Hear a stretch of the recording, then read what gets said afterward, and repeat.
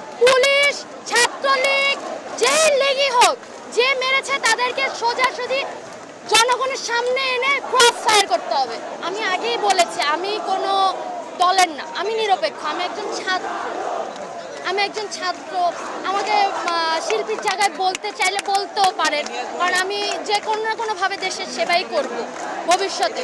তো আমি আসলে ওই বিষয়টা যাব না। আমি চাবো আমার যে ভাই মারা গিয়েছে তার তো পরিবারে বাবা আছে, মা আছে, বাবু তো বুঝে পরিবার হারানোর বেদনা কি। বাবু কি তাদের জায়গাটা বুঝতে পারতেছে যে তাদের ছেলে নাই এই মুহূর্তে, তাদের ছেলে নাই এই মুহূর্তে। কে মেরেছে? পুরো বাংলাদেশ দেখেছে পুলিশ মেরেছে তাকে। সেই ভিডিওটা কোথাও নেই, কোথাও নেই। কেন নেই? কেন নেই? আমি আগেই বলেছি আমি নিরপেক্ষ।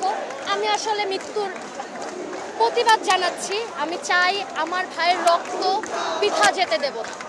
আমাদের এই কোটা আন্দোলনকে পুঁজি করে যারা সহিংসতা সৃষ্টি করেছে তাদেরকে অবশ্যই বিচারের দাবিতে আনতে হবে, বিচারের জায়গায় আনতে হবে। যদি সেটা বিএনপি হয়, যদি সেটা আওয়ামী লীগ হয়, ছাত্রলীগ হয়, যদি সেটা জামাত হয়, শিবির হয়, তাহলে অবশ্যই তাদেরকে আনতে হবে। যাদেরকে ধরে নিয়ে গিয়েছে, নিরীহ মানুষ অনেকেই আছে যাদেরকে ধরে নিয়ে গিয়েছে, তাদেরকে মুক্তি দিতে হবে। তাদের বিচার হবে। সেটা পুলিশ হলে ডিরেক্ট ক্রস ফায়ার করতে হবে তাকে।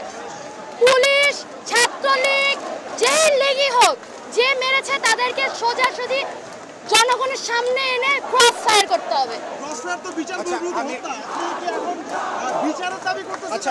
আমি একটু বলতে পারি, অবশ্যই বিচার। আমরা তো বিচার চাই, আমরা তো বিচার চাই।